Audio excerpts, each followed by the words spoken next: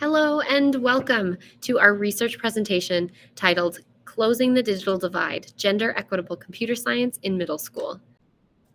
Shown here is our Calgary Girls Charter School land acknowledgement and corresponding art installation found on the front doors of our school, a collaborative effort between students and members of Calgary's Indigenous community.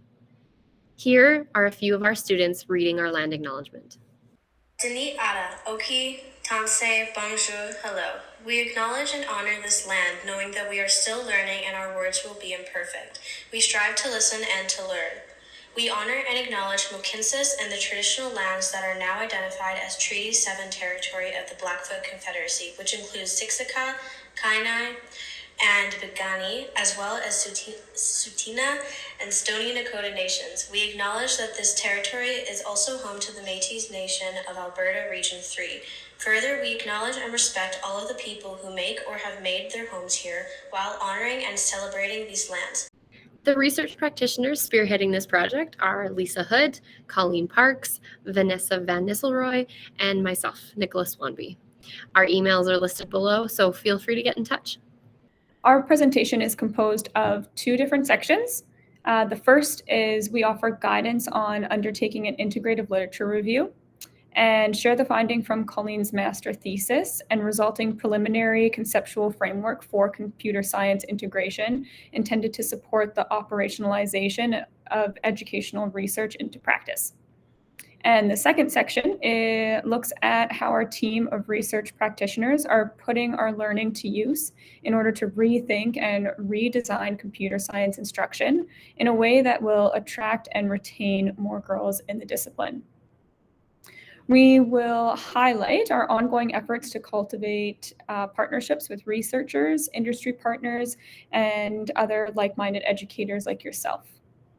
A PDF handout of this presentation and additional resources have been available so that you can review the content and the hyperlinks and the extensive reference list at the end of this presentation at your leisure.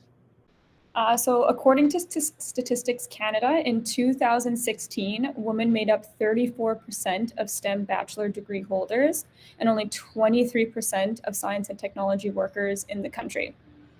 We feel that the underrepresentation of women in STEM presents a real problem of practice for educators, and this is the driving why of our research. A substantial body of scholarship has amassed in response to this digital divide. Most agree that it exists, but few agree on how to actually close it. A common metaphor in educational research references a leak in the STEM pipeline, with women being lost from this discipline at various critical stages, including the formative middle school years. However, this emergent research requires additional conceptualization, as it is not easily generalizable to classroom contexts, and further offers little guidance for educators on how to operationalize its findings in school settings in a gender equitable way. As part of my master's thesis, I conducted a qualitative integrative literature review into this topic. This review and our current collaborative research considers the following research questions. How can the use of gender equitable approaches in middle school attract and retain girls in pipeline CS courses and in STEM-related studies? What gender-responsive pedagogies, content, and technologies does the literature recommend to support girls' learning in CS? How does the social construction approach to computer science education retain girls in CS, in middle school, and beyond? And finally, how can schools integrate gender equitable CS initiatives into middle school curricula to promote and advance girls' computational thinking and computational participation? As this topic is still emergent, an integrative literature review is a sound research approach. It combines various research methodologies to offer a systematic analysis, critique, and synthesis of the salient literature in an integrative way. This offers a greater understanding of what is known and still unknown about the topic.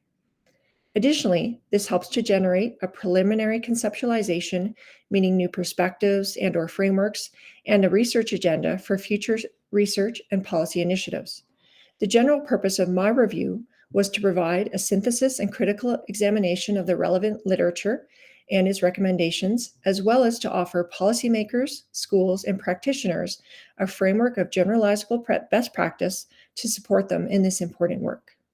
A full discussion of the methodological approach is beyond the scope of this presentation, but please feel free to look at the references on this slide and those at the end of this presentation. So again, an integrative review provides an integrative critique and synthesis of the topic so that new perspectives or frameworks may be offered. There are 5 key stages. The first, problem formation. The second, data collection of relevant empirical studies, followed by data evaluation of these studies. Fourth, a data analysis. And finally, the interpretation and presentation of findings. The majority of studies included involve participants of middle school age, both in and out of school contexts. Only peer-reviewed articles and papers published in conference proceedings were considered. Search terms with Boolean operators were applied to the full text, as seen here in Table 1, and then a review was conducted of the databases listed, also seen here in Table 2. Screening titles and abstracts rendered 124 articles, and of these, 60 of them were read in full. The final criteria for inclusion considered 1. Relevance to the research question, 2. Scholarly publications, 3. Published in the last 15 years, and finally, the participants and/or findings had to reference girls. The final review included 26 articles. These are summarized in Table C3, which can be seen on the next slide. Next, relevant themes and recommendations were winnowed from the literature and recorded as seen here in Appendix D. Codes were assigned to emerging themes and subthemes based on a thematic style of organization supported by manual coding.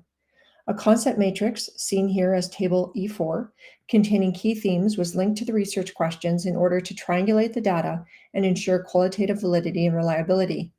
These were then cross-referenced to weave together salient research findings and to highlight the strengths and limitations of the research base. The review and its findings serve to shape an agenda and a call to action for future research alongside a practical framework found on the next slide. This framework is intended to guide researchers and practitioners alike in the integration of gender-responsive computer science instruction in schools.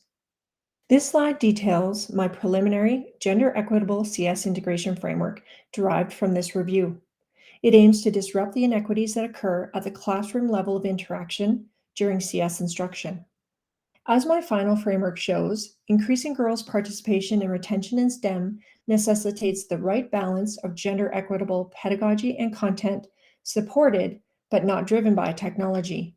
This model details the key findings from my research and integrates them into a comprehensive framework that can easily be translated into practice. One of the most important findings is that what's good for girls is also good for boys.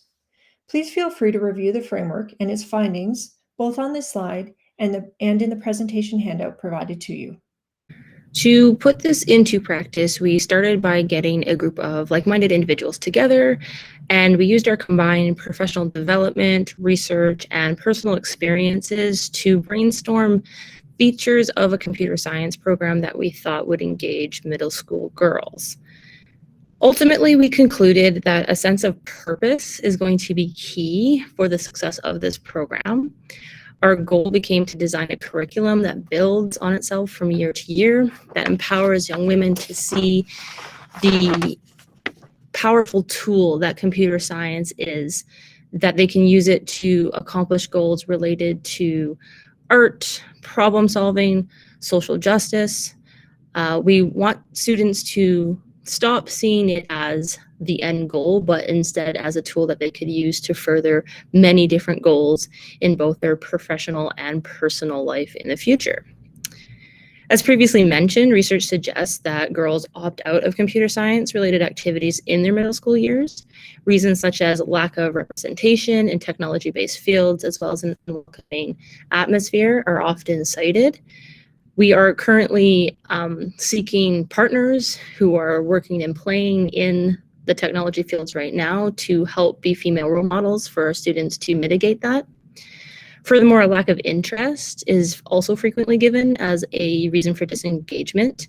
This is a challenge that we are hoping to address by focusing heavily on the incredible breadth of creative outlets, problem-solving applications that are made possible through the use of computer science. We have tentatively planned our program to feature 3 main strands: design and problem solving, programming, and then physical computing. We recognize that there are significant gaps present in our current plan, including things like web design, 3D design, digital citizenship. We are hoping that in the future we'll be able to offer more courses, as well as focus on different things in these courses as the new K-6 curriculum comes in and some of those fundamentals are addressed in those grades. Currently, our option starts at grade 7 and progresses to grade 9. It's designed to have multiple entry points. So students can start in grade 7 or they can start in grade 8. If they continue on to grade 9, they will have to have at least one previous year of computer science experience, as the grade 9 option is designed to be more of a sort of project of interest, passion project program. We are hoping to allow students to engage in projects that include, but are not limited to, app design and challenges through TechnoGirl, robotics challenges through the First Robotics League, and as well as combining some fashion and electronics with wearable fashions featuring the LilyPad products.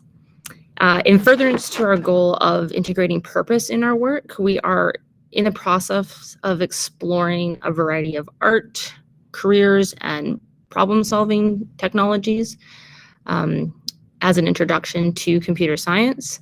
We are asking students to picture themselves in 15 to 20 years and consider the role that computer science is playing in their life regarding a variety of goals, either professional or personal. We are going to be creating vision boards that we will be referencing throughout their journey in computer science, in hope that it will be that thread that motivates them and pulls them through some of these challenges that they are going to face. Public education has been slow to adopt recommendations from research. To bridge the research practice gap, future research initiatives must establish egalitarian joint school research partnerships through classroom-based studies focusing on establishing a shared understanding of gender equitable pedagogy and content and its effective integration into schools. These joint ventures must appreciate and respect the unique circumstances and challenges faced by schools as they specifically relate to girls. As such, we have submitted an expression of interest to the University of Calgary's Partner Research Schools Initiative and are reaching out to other research and industry partners. Girls need to work and learn alongside female role models and leaders in the tech industry. And as such, we are working to partner with organizations like the Intimitrons, the Calgary-based first all-girls robotics team in Western Canada, and AWSN, whose mission is to enable a culture of diversity and inclusivity through STEM programs. Are you interested in partnering with us? Please reach out via email. We would love to hear from you. The new K-6 curriculum mandates the integration of computer science into the mainstream curriculum. This is promising. Research shows that the seamless integration with regular science and math activities enhances learning in science and math, as well as computing and computational thinking. However, the widespread adoption of gender equitable computer science endorsed in the literature necessitates that traditional education rethink dated curriculum and pedagogical approaches based in the mastery of technologies that will likely be gone tomorrow. Adopting new technology into schools without rethinking pedagogy, content, and the use of educational technologies will only underpin traditional ways of teaching and learning that alienate girls from computer science education. Researchers and educators alike must help our female learners develop into creative, computational thinkers fluent in technology. For teachers, this means welcoming service learning, human-centered design thinking, and the participatory culture and maker movement into our learning ecologies. Only then can our girls emerge from our schools as tech-savvy leaders and makers of technology, ready to contribute meaningfully to the participatory culture in our digital age. Thank you for joining our presentation today. A full PDF of our presentation has been made available to you. There's an extensive list of references, probably about 10 pages, so please feel free to consult that. They're also playing on the slides beside me. On behalf of our computer science research team and CGCS, I would like to thank you for joining us. And again, please feel free to reach out. We would love to partner with you in this important work, and we would love to learn from your classroom practice and your school's expertise. Have a wonderful school year, and we hope to see you again soon.